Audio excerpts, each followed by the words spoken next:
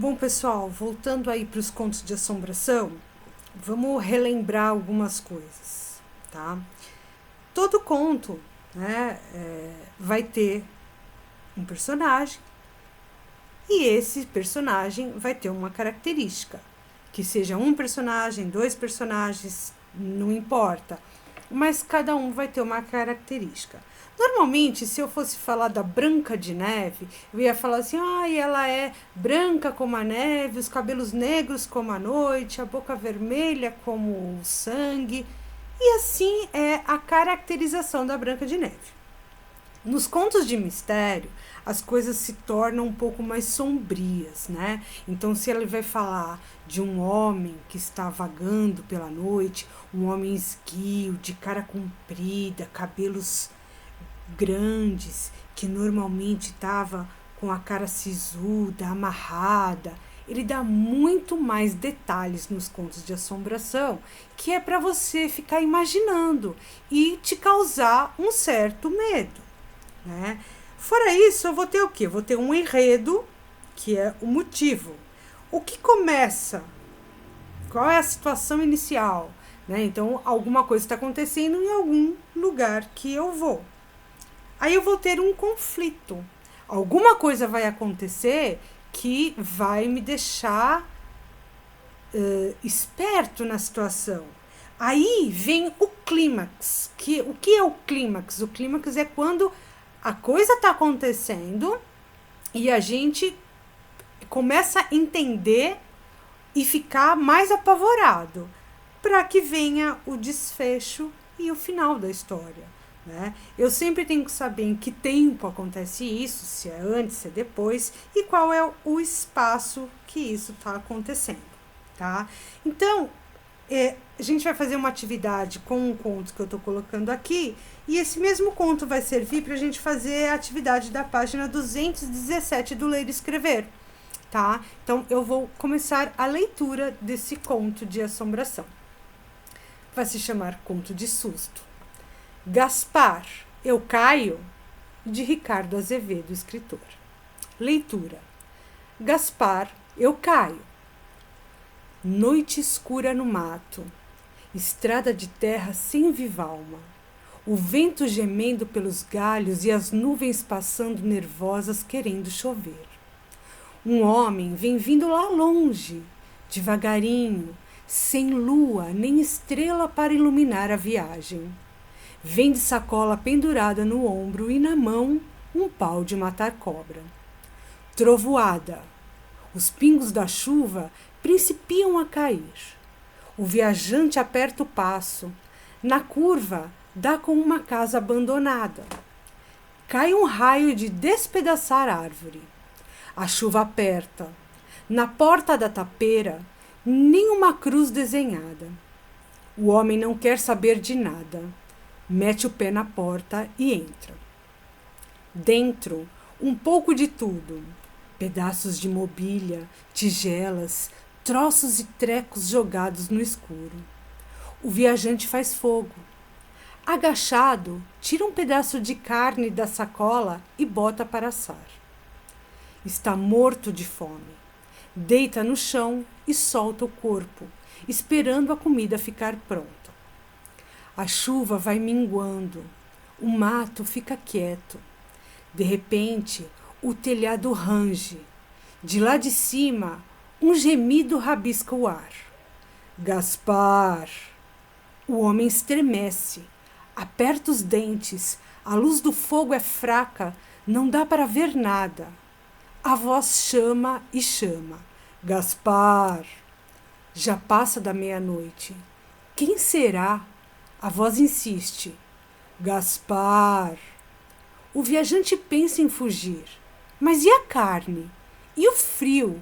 E a chuva ameaçando cair? Encolhido num canto, o homem arrisca. Quem está aí? A voz no telhado continua grossa. Gaspar! Quem está aí? Gaspar! Quem está aí? Pergunta o homem. A voz então diz: Gaspar, eu caio. Pois caia, responde o viajante. Estrondo, espanto, uma coisa despenca lá de cima, cataprã, e cai no chão. Os olhos do homem crescem de pavor. É um pé, a alçada de um pé, e vem com os dedos mexendo. A voz boia no ar. Gaspar! O homem treme. Eu caio! Pois caia! Grita o homem de novo. Cataprã! Vem outro pé. Cai e vai se arrastando para junto do primeiro. Gaspar! O viajante respira curto. A cada resposta sua, desabam do forro pernas, coxas, tronco, braços e mãos de um esqueleto que vai se formando no chão. O esqueleto começa a dançar. A luz do fogo desenha sombras estranhas no casebre. Gaspar, Gaspar, Gaspar. A voz grossa voa cada vez mais alto. Eu caio. Pois caia, berra o viajante sentindo sua hora chegar. E então, ploct, uma cabeça cai lá do alto. Meio de medo, meio de raiva, o homem chuta a caveira longe. O corpo desencarnado fica zangado. Para a dança, agacha e, cuidadoso, enfia o crânio no pescoço. Depois lambuza a carne que assa no fogo com seu cuspe escuro. O sangue do viajante ferve. Estava morto de fome. A carne era tudo que havia para comer. O homem cata o pau de matar cobra. Para mim chega! De olhos fechados, mergulha sobre o esqueleto, dando soco e pancada. O morto gargalha. Os dois rolam atracados pelo chão da tapeira. A luta vara a noite. O homem bate, chora e sangra. O esqueleto range os dentes. Os dois quebram tudo, apagam o fogo com o corpo e vão para o lado de fora, rugindo na lama. O tempo passa. Um golpe seco estala no mato. Silêncio. O morto suspira e cai. O viajante continua de pé, vitorioso. Passa o braço machucado sobre o rosto. Do chão, a caveira pede para o homem cavar um buraco no pé de uma árvore. O homem responde: nem, nunca. Em seguida vai até a árvore e trepa num galho bem alto. Abatido, o esqueleto pega e cavuca ele mesmo.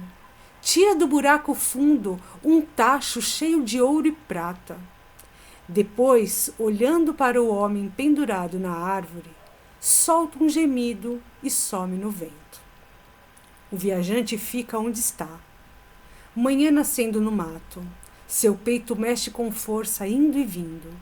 Olha as mãos sujas de sangue, estrada de terra sem viva alma. A roupa rasgada, o suor, o sol avermelhado sopra a brisa quente entre as folhagens.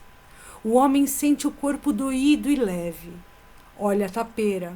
Tem vontade de rir, cantar, conversar com alguém. Salta aliviado do galho, junta as coisas e vai-se embora. Muito bem, gente. Se a gente parar para analisar aí, esse conto de assombração, ele é bem complicado, né? Você imagina ir para um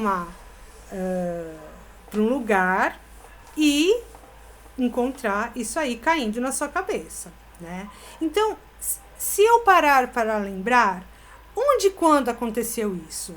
Foi num lugar, num mato, provavelmente, e foi à noite. De que forma o autor descreve isso? Ele fala, não tinha viva alma na rua, não tinha estrelas, não tinha lua para iluminar o caminho. Quem eram os personagens? Realmente, os personagens só é o viajante e a caveira, né? E qual o enigma aparece no conto? Né? Da onde caiu aquela caveira? E o que é que ela queria? Né? Resolveu esse problema?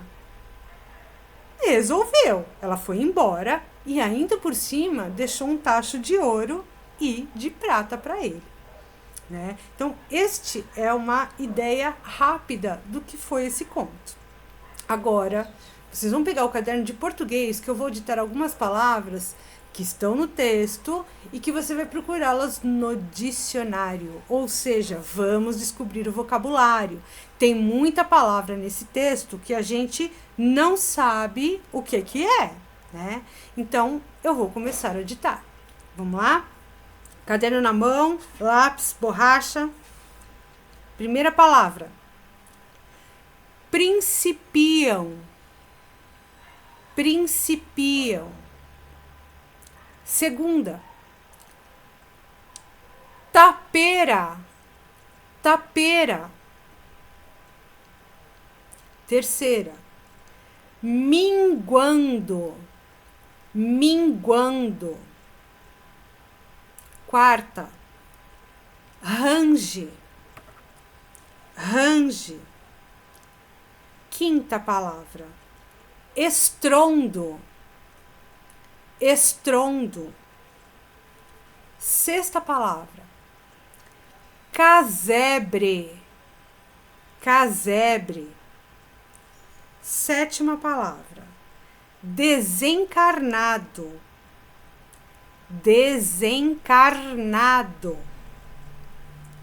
Oitava palavra. Rugindo. Rugindo. Nona palavra. Tacho. Tacho. Muito bem. Agora vocês vão procurar todas essas palavras no dicionário e vão colocar o significado delas aí no seu caderno de português, ok? Após isso, a gente vai fazer a interpretação do texto que você vai copiar no seu caderno. Quem são os personagens da história? Em que local acontece essa história? Faça um X na alternativa que corresponde ao conto de susto. Dia claro no mato, estrada de terra com muitas pessoas? Ou é noite escura no mato, estrada de terra sem viva alma? Qual que é a alternativa que corresponde melhor ao conto de susto? Ou de assombração, né? Quais as palavras o autor utilizou no texto para caracterizar o conto de susto? Aí vocês vão dar uma lidinha novamente e vão perceber que ele usa algumas palavras que vão caracterizar, né? Um estrondo, o esqueleto desencarnado. Todas essas palavras, elas são encontradas em contos de assombração, tá? E aí, a última atividade é, vocês vão olhar essas imagens. Tá vendo aí? O viajante, uma estrada, uma casa assombrada e fogo. Olhando essas imagens, nesta ordem, vocês vão escrever algumas partes do texto que vocês se recordam de acordo com essas imagens, tá? Então, é uma reescrita pequena, não tem que reescrever a história inteira, mas vai reescrever a parte que os desenhos estão lembrando. Tudo bem? E aí, por hoje, desse conto é só.